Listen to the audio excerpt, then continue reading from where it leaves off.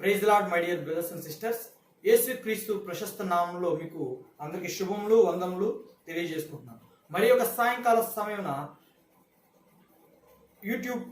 YouTube పరిచర్యలో వాక్యం పంచుటకు దేవుడు నాకు ఇచ్చిన ఈ అవకాశాన్ని బట్టి నేను దేవాది దేవునికి వేలాది వేల కృతజ్ఞతలు చెల్లించుకున్నాను. ప్రార్థన చేసుకుని ముందుకెళ్దాం. ప్రేమ కలిగిన మా తండ్రి, కృపగల మా యేసయ్య, ఈ సాయంకాల సమయం తండ్రి మీ యొక్క వాక్యాన్ని ఈ యొక్క యూట్యూబ్లో షేర్ చేసుకున్నట్టు మీరు నాకు ఇచ్చిన ఈ అవకాశాన్ని భాగ్యాన్ని బట్టి మీకు వేలాది వేల కృతజ్ఞతలు తండ్రి.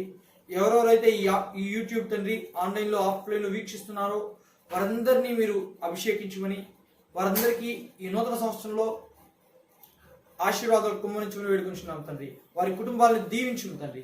వారి చదువుల విషయంలో, ఉద్యోగ విషయంలో, వివాహ విషయంలో మీరు అద్భుత కృపను చూపించండి తండ్రి.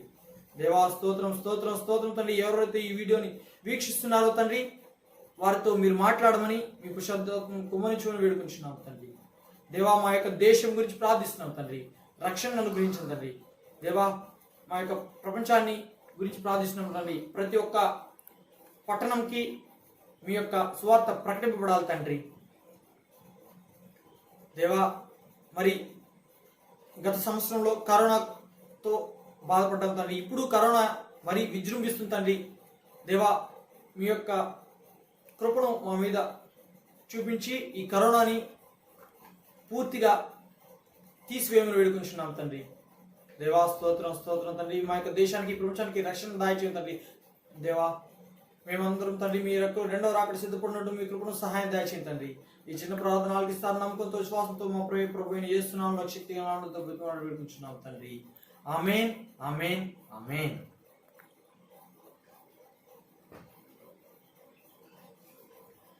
ఏ సమయమందైనా, ఏ స్థలమందైనా, ఏ స్థితిలో నేనున్నా స్తుతి పాడేదన్.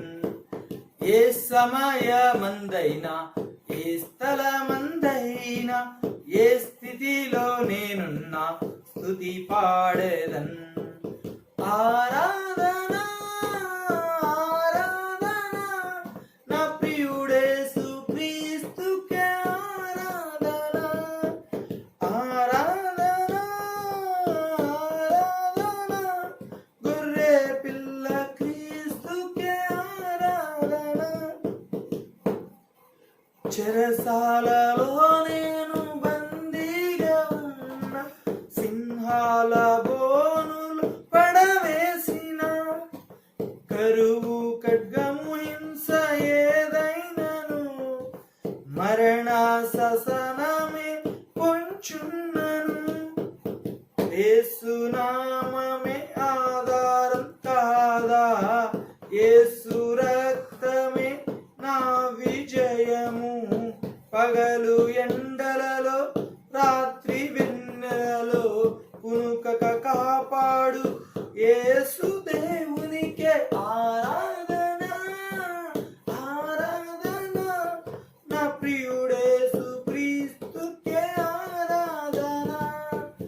ఆరాధన ఆరాధన గొర్రె పిల్ల క్రీస్తుకే ఆరాధన. నా జీవనాధారం శ్రీ యేసుడే, నా స్తుతికి పాత్రుడు ప్రభు క్రీస్తుడే. తన చేతులతో నన్ను నిర్మించగా, నా సృష్టికర్తను కొనియాడెదను.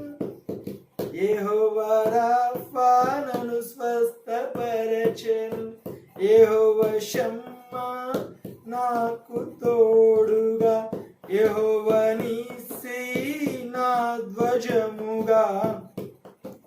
అల్ఫా ఓమేగా ఆది దేవునికే ఆరాధన ఆరాధన. నా ప్రియుడేసు క్రీస్తుకి ఆరాధన. ఆరాధన ఆరాధన గొర్రె పిల్ల క్రీస్తుకే ఆరాధన. Praise lord my dear brothers. David Livingstone అనే అతను ఆఫ్రికా ఖండానికి మిషనరీగా వెళ్ళాడు. అయితే కొన్ని రోజులు గడిచాయి, కొన్ని నెలలు గడిచాయి. ఈ డేవిడ్ లివింగ్స్టన్ అనే అతను చేసే పరిచర్య ప్రోగ్రెస్ లేదు. అయితే అతను ఆఫ్రికా ఖండం నరమాంస భక్షకుడు. వాడు దేవుని సువార్త వినేవాళ్ళు కాదు. ఎవరైనా మనుషులు కనబడితే చంపి. ఈ ఆఫ్రికా ఖండంలోని ప్రజలు నరమాంస భక్షకులు. వారు దేవుని యొక్క వాక్యం వినేవాడు కాదు. ఈ డేవిడ్ లివింగ్స్టన్ అనేవాడు చాలా నెలలు గడిచాయి, సంవత్సరం గడిచాయి, చాలా నిరుత్సాహపడేవాడు, నిరాశపడేవాడు. ఒకరోజు మోకాళ్ళు వేసి ప్రార్థన చేసిన, దేవుడా ఏం దేవుడా, ఇన్ని ఒక సంవత్సరాలు గడుస్తున్నాయి, నేను ఎంత ప్రయత్నించినా ఒక్క ఆత్మని కూడా రక్షించుకోలేకపోతున్నాను అనే భారంతో డేవిడ్ లివింగ్స్టన్ అనే అతను అట్లా భారంతో ప్రార్థిస్తున్నాడు. సరే, అతని గుడారంలో అతను ప్రార్థిస్తుండగా బయట ఒక కుక్క మూలుగు వినిపించింది. అయితే అతను బయటకు వచ్చాడు, కుక్కను చూశాడు. దేవుడా, నేను ఇంత సంవత్సరాలుగా ప్రయత్నిస్తాను, ఒక ఆత్మను రక్షించుకోలేకపోయాను, కనీసం నీ యొక్క ప్రేమ ఈ కుక్కకైనా చూపిస్తానని చెప్పేసి ఆ గాయపడిన కుక్కని తన గుడారంలోకి తీసుకొచ్చి ఆ గాయాన్ని శుభ్రంగా కడిగి ఆయింట్మెంట్ రాసి దాన్ని చుట్టి అలా వదిలిపెట్టారనమాట. అయితే కొంతసేపటికి తర్వాత బయట ఇంకా ఎక్కువ శబ్దాలు వినిపిస్తున్నాయి. ఇతనేమనుకున్నాడు, ఓయమా నరమాంసకుడు భక్షకుడు వచ్చేసాడు, ఇంకా మనల్ని చంపి తినేస్తారు, ఈ రోజు అయిపోయింది, మనల్ని చంపి తినేస్తారు అనుకున్నాడు. అయితే అలా భయంగానే గుడారం చాటు నుంచి మెల్లగా ఆ యొక్క సందులోంచి చూస్తున్నాడు. అయితే ఈ యొక్క కుక్క వెళ్ళి మరి ఒక 7 కుక్కల్ని తీసుకొచ్చింది అనమాట. ఇతను ఆలోచించాడు, మళ్ళీ ఆ కుక్కల్ని తీసుకొచ్చి వాటికి పరిచర్య చేసి వాడికి తినడానికి ఏమైనా పెట్టి పంపించాడు. అయితే ఆ యొక్క డేవిడ్ లివింగ్స్టన్ ఆ యొక్క చిన్న పాట నుంచి ఎంతో నేర్చుకున్నాడు. నేను ఈ యొక్క కుక్కకి ప్రేమ చూపిస్తే ఇది వెళ్ళి మరి ఒక 7 కుక్కల్ని తీసుకొచ్చింది. అలా ఈ ఆఫ్రికా ఖండంలో నేను ప్రార్థన చేసి ఒక్క ఆత్మను రక్షించగలిగితే ఆ ఆత్మ మరి ఇన్ని 7 ఆత్మలు సంపాదిస్తుందని నమ్మకంతో, విశ్వాసంతో అతను ప్రార్థన చేశాడు. తన యొక్క మిషనరీని కొనసాగించాడు. అలాగే ఇప్పుడు ఆఫ్రికా ఖండం చీకటి ఖండం కాదు, వెలుగు ఖండంగా పిలువబడుతుంది. దేవునికి స్తోత్రం. అయితే ఈరోజు మన యొక్క వాక్యం, అరణ్యంలో సణుగుకొన్న ప్రజలు అరణ్యంలో రాలిపోయేరి. ఏ ప్రజలు అరణ్యంలో రాలిపోయారనేది చూద్దాం. ఈరోజు మనము నిర్గమాకాండం గురించి ధ్యానించుకుందాం. అసలు ఇశ్రాయేలు ప్రజలు ఐగుప్తు దేశానికి ఎందుకు వచ్చారు, ఎలా వచ్చారు అనేది చూద్దాం. అయితే దేవుడు వాగ్దానం సెలవిస్తున్నాడు, నేను అబ్రహాము, ఇస్సాకు, యాకోబుల దేవుడుగా చెప్తున్నాడు. ఈ అబ్రహాము, ఇస్సాకు, యాకోబుల దేవుడు ఎలా దీవించాడు? అబ్రహాంకి దేవుడు చెప్తున్నాడు, అబ్రహాము ఒక విగ్రహాలు చేసుకునే అతను దేవుడు చెప్తున్నాడు, అబ్రహాము నీవు లేచి నేను చెప్పిన దేశానికి వెళ్ళు, నేను నిన్ను ఆశీర్వదిస్తాను అన్నప్పుడు అబ్రహాము, ఎందుకు దేవుడా, ఎక్కడికి తీసుకెళ్తున్నావు, నాకు ఆహారం ఎవరు పెడతారు, ఎలా పోషిస్తావు అని అడగలేదు. అబ్రహాం లేచి వెళ్ళిపోతూ ఉన్నాడు దేవుడు చెప్పినట్టుగా. అయితే అబ్రహాము దేవుడికి కుమారుడు ఇస్తా అన్నాడు. కుమారుడు ఇచ్చిన తర్వాత 25 సంవత్సరాలు తను వెయిట్ చేస్తూనే ఉన్నాడు. అయితే ఎప్పుడు అబ్రహాము తన విశ్వాసాన్ని కోల్పోలేదు. అందుకే అబ్రహాము విశ్వాసులకు తండ్రిగా పిలువబడ్డాడు. అయితే అలాగే దేవుడు ఇస్సాకుని కూడా దీవించాడు. ఇస్సాకుకి 2 కొడుకులు, ఏసావు, యాకోబు. అయితే యాకోబు తన అన్న ఆశీర్వాదాలను దొంగిలించి వెళ్ళిపోయాడు. అయితే యాకోబుని కూడా దేవుడు అత్యధికంగా ఆశీర్వదించాడు. ఈ యాకోబుకి 12 మంది సంతానం. అయితే యోసేపు జీవితం మనం చూస్తున్నట్లయితే మనం అందరం అనుకుంటాం, దేవుడా యాకోబుని దీవించినట్టు దీవించు, యోసేపుని దీవించినట్టు దీవించు. కానీ యోసేపు జీవితంలో జరిగినటువంటి సంఘటనలు చాలా బాధాకరమైనటువంటి. సొంత అన్నలు ద్వేషించి బావిలో పడేశారు. తర్వాత వేరే దేశానికి బానిసత్వంగా అమ్మేశారు. యోసేపు యొక్క జీవితాన్ని చూసుకున్నట్లయితే బానిసత్వం అంటే ఎలా ఉంటుందంటే, పొద్దు నుంచి సాయంత్రం వరకు గుడ్డు చాకిరి చేసుకొని కొంచెం అన్నం పెడతారు, కొంచెం ధాన్యం ఇస్తారు. అలాంటి జీవితాన్ని యోసేపు అనుభవించాడు. అయితే దేవుని యందు నమ్మిక ఉంచాడు. ఎటువంటి జైల్లో పడవేశారు, ఎటువంటి సిచ్యువేషన్స్ అయినా యోసేపు దేవుని ఆనుకొని జీవించడం మొదలుపెట్టాడు. చివరికి యోసేపు ఆ దేశానికి ప్రధానమంత్రి అయ్యాడు. తర్వాత కాలంలో ఆ దేశంలో ఇస్రాయేల్ ఈ కనాను దేశంలో కరువు రాగా ఈ ఈ యాకోబు తన తన తర్వాత సంతానం వారందరూ ఐగుప్తు దేశానికి వలస వచ్చారనమాట. అయితే ఈ ఐగుప్తు దేశానికి వలస రావడం వల్ల యోసేపు వీరందరిని దీవించాడు. అయితే యాకోబు ఇక్కడ ఒక మాట చెబుతున్నాడు తన కుమారులతో, తన 12 మంది కుమారులతో, నన్ను ఇక్కడ పాతి పెట్టవద్దు, నన్ను ఈ దేశంలో పాతి పెట్టద్దు, నన్ను నా స్వదేశంలో పాతి పెట్టండి. అబ్రహాము సారాని ఎక్కడ పాతి పెట్టారో, ఇస్సాకు రిబ్కాల్ని ఎక్కడ పాతి పెట్టారో, లేయాని ఎక్కడ పాతి పెట్టారో అక్కడే నన్ను పాతి పెట్టండి, ఇక్కడ పాతి పెట్టద్దని యాకోబు ప్రమాణం తీసుకొని చనిపోయారు. ఆ తర్వాత యోసేపు కూడా తన మరణ దినాలకి సమీపంగా వచ్చాడు. అయితే యోసేపు చెబుతున్నాడు, దేవుడు నాకు చెప్పాడు, మీరు 400 సంవత్సరాలు బానిసత్వం అనుభవిస్తారు. అయితే మీరు ఈ దేశంలో దేవుడు మిమ్మల్ని నిశ్చయంగా తీసుకెళ్లి మిమ్మల్ని మరలా కనాను దేశానికి తీసుకువెళ్తాడు. అయితే నన్ను ఇప్పుడు అక్కడికి తీసుకెళ్లి నా పితరుల దగ్గర పాతి పెట్టవద్దు. మీకు నమ్మకంగా విశ్వాసం కలుగుటకు నన్ను ఇక్కడే పూడ్చిపెట్టండి. మీరు ఎప్పుడైతే అది మీకు ఒక విశ్వాసం, ఒక గుర్తు, ఎప్పుడు మా పితరుల దేశానికి మేము తిరిగి వెళ్తాము అని. అయితే మీరు వెళ్ళినప్పుడు నా ఎముకల్ని కొన్ని తీసుకెళ్ళండి అని. అయితే అదే దేవుడు ఈ ఇశ్రాయేలు ప్రజల్ని ఐగుప్తు దేశం నుండి కనానుకు తీసుకెళ్ళడానికి ఏర్పరచుకున్న వ్యక్తి మోషే. అయితే ఎవరు ఈ మోషే? అయితే ఈ ఐగుప్తు దేశంలో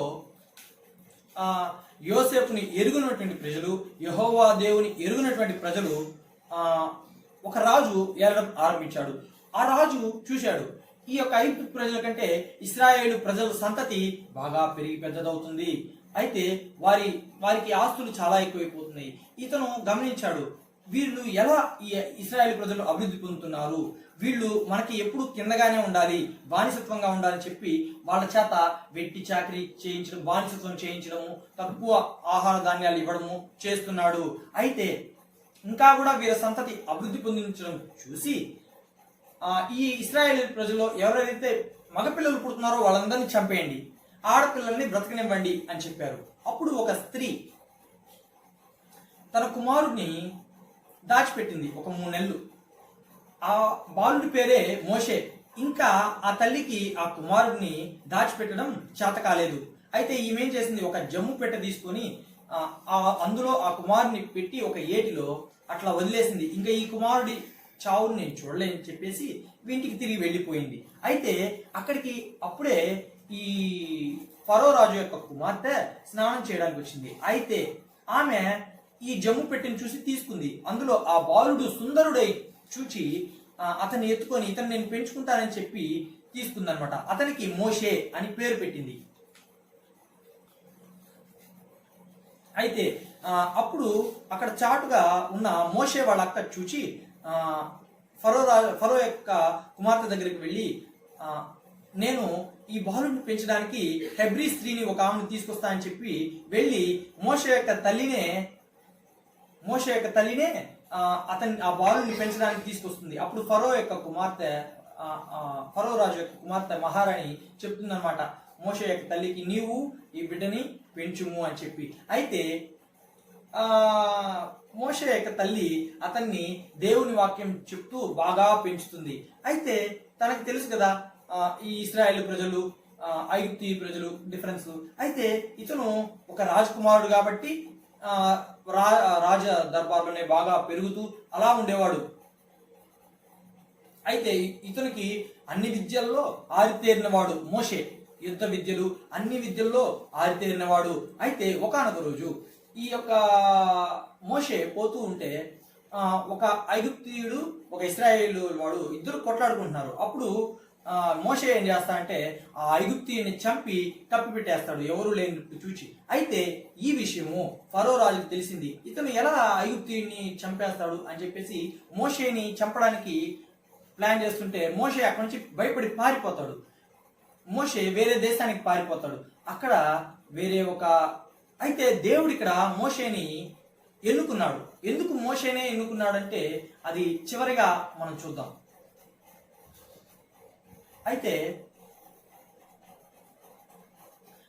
మోషే వేరే దేశానికి వెళ్ళిపోయి అక్కడ వేరే స్త్రీని వివాహం చేసుకుని ఒక బిడ్డని కంటాడు. ఆ తర్వాత కొన్నాళ్ళకి వాళ్ళ మామ యొక్క గొర్రెలు మందలు అట్లా మేపుతూ అరణ్యంలోకి వెళ్తాడు. అక్కడ ఒక పొదచాటున అయితే ఈ ఇశ్రాయేలీల ప్రజలు 400 ఏళ్లు బానిసత్వం అనుభవించి దేవునికి మొరపెడుతూ ఉన్నారు. దేవా, మమ్మల్ని కరుణించు, మమ్మల్ని బానిసత్వం నుంచి విడిపించు అని. అప్పుడు యెహోవా దేవుడు ఇశ్రాయేలీల ప్రజల యొక్క బానిసత్వాన్ని గుర్తించి వారి కన్నిటిని జ్ఞాపకం చేసుకుని మోషేతో ఇలా మాట్లాడుతున్నాడు. అక్కడ అరణ్యంలో ఒక పొద మండుచుంది, అయితే ఆ చెట్టు కారడం లేదు. అప్పుడు మోషే దాని దగ్గరికి వెళ్ళి ఏంటి ఇంత చూద్దాం అంటున్నాడు. అప్పుడు యెహోవా దేవుడు మోషేతో ఇలాగూ మాట్లాడుతున్నాడు. యెహోవా దేవుడు మోషేతో ఇలా మాట్లాడుతున్నాడు. మోషే దగ్గరికి రావద్దు, నేను యెహోవా దేవుణ్ణి, ఇది పరిశుద్ధ స్థలము, నీవు చెప్పుల్ని విడిచి రా అంటారు. అప్పుడు మోషే అడుగుతారు, ఎవరయ్యా దేవుడు నువ్వు అంటే, నేను నీ పితరుల దేవుడిని, అబ్రహాము దేవుడిని, ఇస్సాకు దేవుడిని, యాకోబు దేవుడిని. ఇప్పుడు నేను ఎందుకు నిన్ను దర్శిస్తున్నానంటే ఇశ్రాయేలీయుల ప్రజలు బానిసత్వాన్ని నేను చూశాను, వాళ్ళని విడిపించడానికి నేను నిన్ను ఎంచుకున్నాను అని చెప్తారు. అప్పుడు మోషే చెప్తానమాట, దేవుడా నువ్వు నన్ను ఎంచుకున్నావు, కానీ నేను మాట్లాడలేను, నేను నత్తివాడను, నేను వెళ్ళలేను అంటాడు. యెహోవా దేవుడు చెప్తాడు, లేదు నువ్వు వెళ్ళు, నీ వెంట నేనుండి మాట్లాడతానంటాడు. అప్పుడు మోషే చెప్తాడు, ఇప్పుడు నేను వెళ్ళి ఇశ్రాయేల్ ప్రజలను తీసుకొస్తానంటే ఆ ప్రజలు నన్ను నమ్ముతారా అంటాడు. అప్పుడు యెహోవా దేవుడు చెప్తాడు, నేను నీ ద్వారా అనేక అద్భుత కార్యాలు చేస్తాను, నువ్వు వెళ్ళు, నీ చేతిలో ఏముంది ఉన్నది అని అడుగుతాడు యెహోవా దేవుడు. అప్పుడు మోషే చెప్తాడు, కర్ర ఉందయ్యా అంటాడు. ఆ కర్రని కింద పడే అంటారు యెహోవా దేవుడు. కర్రని కింద పడేస్తే అది పాము అయిపోతుంది. ఆ తర్వాత యెహోవా దేవుడు చెప్తారు, ఇప్పుడు దాని తోక పట్టుకోమని చెప్తారు. దాని తోక పట్టగానే తిరిగి అది కర్ర అయిపోతుంది. ఈ మోషే మళ్ళీ తిరిగి ఐగుప్తు దేశానికి వెళ్ళి ఫరో రాజు దగ్గర ఇలా మాట్లాడతారన్నమాట. ఈ యొక్క యెహోవా దేవుడు చూపిన అద్భుత కార్యాన్ని చూపిస్తాడు. అయితే ఫరో రాజు ఏం చేస్తా అంటే, ఏముందయ్యా, కర్ర పాముగా మారుతుంది, అది మా యొక్క దేశంలో ఉన్న శకునగాండ్రులు కూడా చేస్తారు అని చెప్తారు. అయితే ఎప్పుడైతే మోషే కర్రని కింద పడేస్తే అది పాము అయింది. ఈ ఐగుప్తు శకునగాండ్రులు కూడా కర్రను పడేస్తే పాములు అయింది. ఈ మోషే యొక్క పాము మిగిలిన ఐగుప్తీయుల ప్రజల పాము అన్నిటినీ తినేసింది. అయితే దేవుడు ముందుగానే చెప్తారనమాట, ఐగుప్తు ప్రజల్ని ఫరో రాజు అంత ఈజీగా వదలడు, ఎందుకంటే నేనే ఫరో రాజు యొక్క హృదయాన్ని కఠినపరుస్తాను. ఎందుకంటే వీరు ఇశ్రాయేలు ప్రజలు నా యొక్క అద్భుతాలని, ఆశ్చర్యాలని తరతరాలుగా చెప్పుకోవాలి అని చెప్పి. అయితే ఐగుప్తు దేశంలో దేవుడు చేసిన యొక్క అద్భుత కార్యాలు, వచ్చిన తెగుళ్ళు వరుసగా చెబుతాను.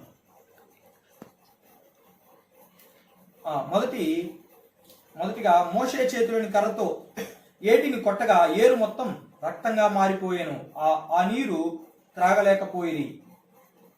రెండవ తెగులు ఐగుప్తు ప్రజలకి వచ్చిన యెహోవా దేవుడు మోషే ద్వారా ఇచ్చిన రెండవ తెగులు కప్పలు వచ్చాయి. మూడవది పేళ్లు వచ్చాయి.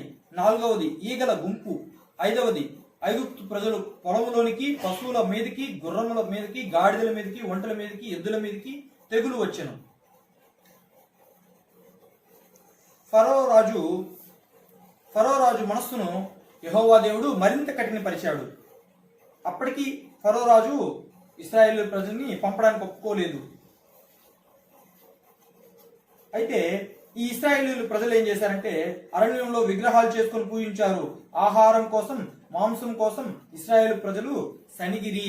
అయితే ఇప్పుడు మన యొక్క టైటిల్లోకి వద్దాం. ఈ ఇశ్రాయేలు ప్రజలు ఎందుకు అరణ్యంలో ఎందుకు చనిపోయారంటే యెహోవా దేవుని యొక్క శక్తిని సనిగిరి. వారు ఆహారం కోసం సనిగారు, మాంసం కోసం సనిగారు, అందుకే అరణ్యంలో చనిపోయారు. కానీ చివరికి కనాను దేశానికి చేరింది యెహోషువ, కాలేబులు. అయితే మోషే కూడా కనాను దేశానికి చేరలేకపోయాడు. ఎందుకంటే చేసిన ఒక చిన్న తప్పుకి ఒకానొక సందర్భంలో ఈ ప్రజల చేత యెహోవా దేవుడు విసిగిపోయి వీరి సనుగుతున్నారని ఆ అరణ్యంలో తన కోపంని యెహోవా దేవుడు చూపించినగా అప్పుడు మోషే అడ్డుపడతాడు. దేవుడా, నువ్వు ఇక్కడ ఈ ప్రజలను చంపడానికి వీల్లేదు, ఎందుకంటే ప్రజలు రేపు చెప్తారు, చూడు యెహోవా దేవుడు ఐగుప్తులో చంపేసి కదా తీసుకొచ్చి అరణ్యంలో చంపేశాడు, ఐగుప్తు వాళ్ళు కూడా చెప్పుకుంటారు వాడు కనానుకు చేరలేదు అని. అప్పుడు తర్వాత ఈ మోషే చేసిన చిన్న తప్పుకి కనాను దేశానికి చేరలేకపోయాడు. యెహోవా దేవుడు చెప్తాడు, నీవు బండతో మాట్లాడు, నేను నీరు రప్పించదనని. మోషే ఏం చేశాడు, విసిగిపోయి కర్ర తీసుకుని కొట్టాడు, నీళ్లు వచ్చాయి. అయితే మోషే మీద యెహోవా దేవుడు కోపడ్డాడు. అయితే తిరిగి మరలా యెహోవా దేవుడు మోషే మీద ఉన్న ప్రేమను బట్టి ఒక కొండ మీదకి తీసుకెళ్లి కనాను దేశాన్ని చూపిస్తాడు.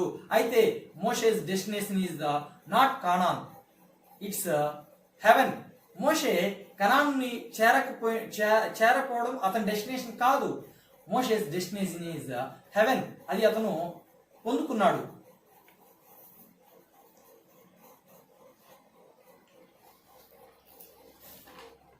అయితే ఇక్కడ 2 వాక్యాలను నేను చెప్పాలనుకుంటున్నాను. ద్వితీయోపదేశకాండము 34వ అధ్యాయము 11వ అధ్యాయం 12వ వచనం.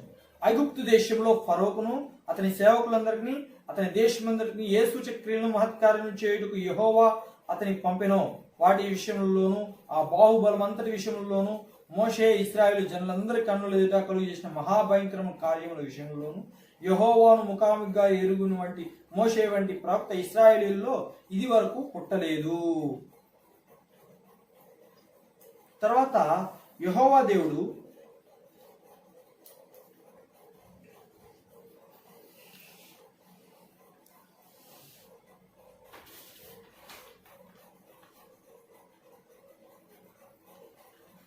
యాకోబు ఇలా కోరుకున్నాడు.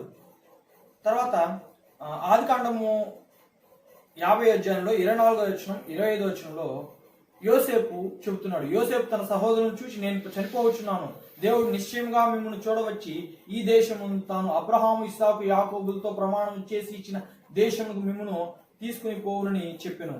మరియు యోసేపు దేవుడు నిశ్చయంగా మిమ్మల్ని చూడవచ్చును, అప్పుడు మీరు నా ఎముకలను ఇక్కడ నుండి తీసుకుని పోవాలని చెప్పి ఇశ్రాయేలు కుమారుల చేత ప్రమాణమును చేయించుకొనెను. అయితే యెహోవా దేవుని యొక్క శక్తి ఇదనమాట. అయితే ఒక ఎర్ర సముద్రంని మోషే యెహోవా దేవుని యొక్క శక్తి వలన ఎర్ర సముద్రాన్ని 2 పాయలుగా చీల్చెను. ఇప్పటికీ సైంటిస్ట్ ఎక్స్పెరిమెంట్స్ అక్కడ ఎర్ర సముద్రంలో జరుగుతూ ఉన్నాయి. ఎన్నో ఇప్పుడు ఆ ఫరో సైన్యం యొక్క ఎన్నో గుర్రములకు సంబంధించిన రథాలకు సంబంధించిన చక్రాలు అయితేనేమి ఇతరత్ర వస్తువులు ఆ ఎర్ర సముద్రంలో దొరికినట్టుగా మనం ఆధారాలు చూస్తున్నాము. ఇంకా ఎర్ర సముద్రం పైన అనేక మంది ఎక్స్పెరిమెంట్స్ చేస్తూనే ఉన్నారు. యెహోవా దేవుని శక్తికి ఇప్పటికీ నిదర్శనం అదే. అయితే ఈ ప్రజలు సనుక్కున్నారు కాబట్టి అరణ్యంలో రాలిపోయేది. అయితే చివరికి కనానుకు చేరుకున్న వ్యక్తులు యెహోషువ, కాలేబులు. పాలు తేనెలు ప్రవహించే వాగ్దాన దేశాన్ని స్వతంత్రించుకున్నారు. దేవుడు ఈ చిన్న వాక్యాన్ని దీవించునుగాక. ప్రార్థన చేసుకుందాం. ప్రేమ కలిగిన మా తండ్రి, కృపగల మా యేసయ్య, ఈరోజు తండ్రి మీ వాక్యాన్ని తండ్రి నా నోటితో తండ్రి మీ పరిశుద్ధాత్మ శక్తి కుమ్మరించి నా నోటితో మీరు పలికించిన విధానాన్ని బట్టి మీకు వందనాలు చెల్లించుకుంటున్నాను తండ్రి.